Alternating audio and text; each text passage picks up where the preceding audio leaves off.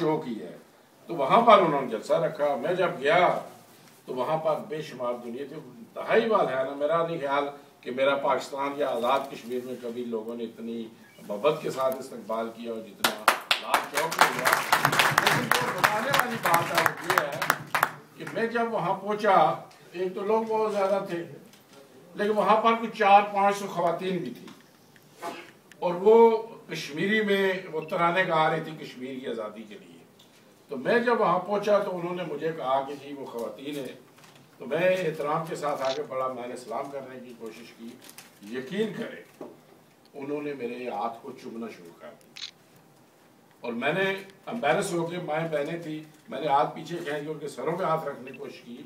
لیکن میں سوچ رہا تھا کہ یہ میرا ہاتھ سمجھ کے نہیں چوم رہے، یہ پاکستان کا ہاتھ سمجھ کے چوم رہے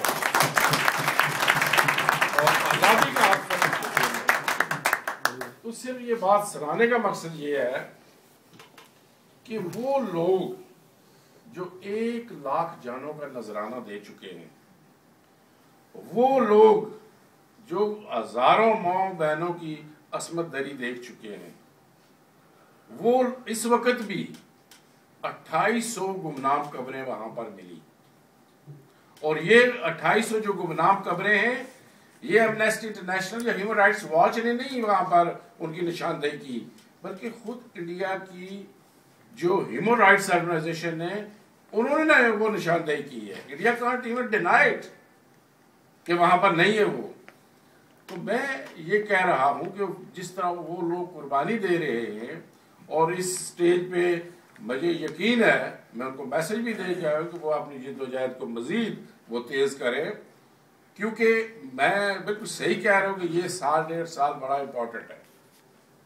یہ ہر پاکستانی اور کشمیری بالخصوص جو بیرون ملک ہیں، آپ ہمارا بہت بڑا ایسٹ ہے. آپ نے ہمیں ہر مشکل سے نکالا ہے. چاہے ہماری جب کبھی مالی مشکلات ہوئی تو بیرون ملک جو ہمارے پاکستانی اور کشمیری ہیں انہوں نے نکالا.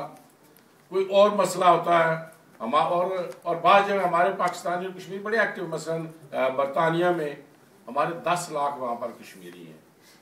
تو وہ وہاں پر پارلیمنٹ میں بھی ہیں، ہاؤس آف لارڈ میں بھی ہیں، وہاں پر میئر بھی ہیں، الیکٹڈ کونسلرز بھی ہیں.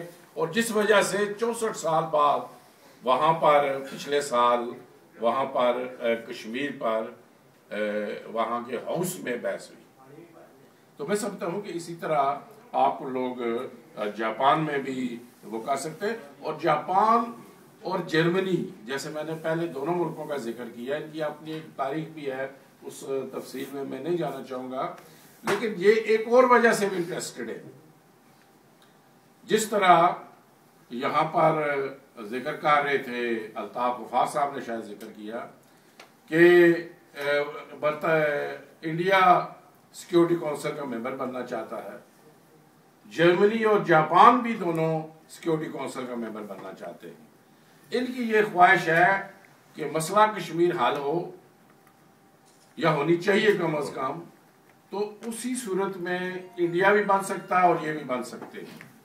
لیکن جب تک مسئلہ کشمیر حل نہیں ہوتا، میں جب بھی کسی انٹرنیشنل فورم پہ جاتا ہوں تو میں ان سے یہی کہتا ہوں کہ India has no moral justification to ask for the permanent membership of the security council. On one hand India کہتا ہے کہ جی میں اس ادارے کا مستقل ممبر بننا چاہتا ہوں. They turn around and say لیکن میں اس ادارے کے ریزولوشن کو نہیں مانتا. تو یہ کنٹرڈکشن ہو گئی نا. لہذا انڈیا ممبر نہیں بن سکتا جب تک مسئلہ کشمیر حل نہ ہو. تو اسی طرح جاپان اور جرمنی اگر چاہتے ہیں کہ انڈیا بنے، انڈیا بن جائے سلامتی کونسل کا ممبر اگر بننا چاہتا ہے، ہمیں کیا اعتراض ہے. لیکن صرف اس صورت میں جب پاکستان سے دوستی ہو، جب مسئلہ کشمیر حل ہو چکا ہو، تو پھر ٹھیک ہے. ایک انٹرنیشنل پالیٹکس ہوتی ہے، ایک نیشنل پالیٹکس ہوتی ہے، ایک لوکل پالیٹکس ہوتی ہے.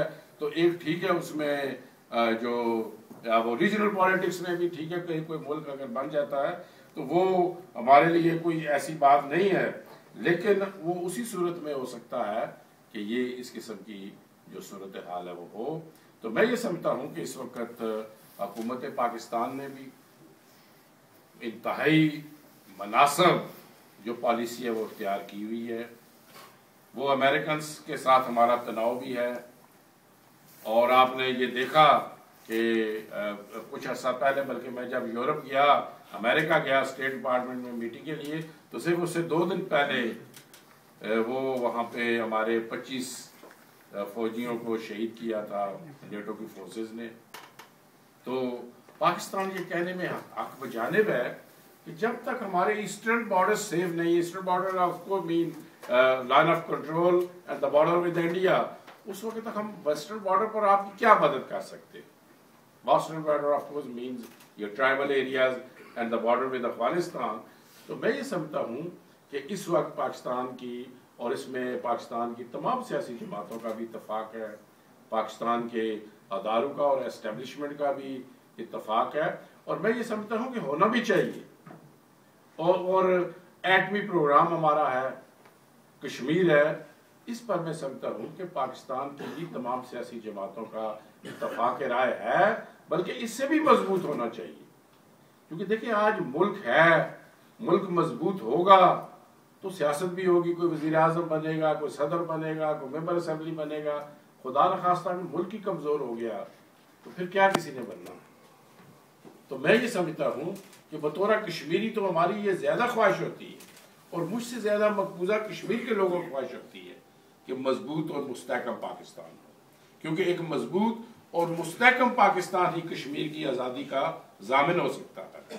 تو اس لیے ہماری یہ خواہش ہے وہ کشمیری جو اس پار ہیں یا اس پار ہیں کہ وہ مضبوط ہو. اور میں وہ جس طرح ہم نے کئی دفعہ کہا کہ پاکستان امریکہ ہو یا وہ دیگر جو ادارے ہیں ان کے خلاف جرات مندی سے اسٹینڈ لے.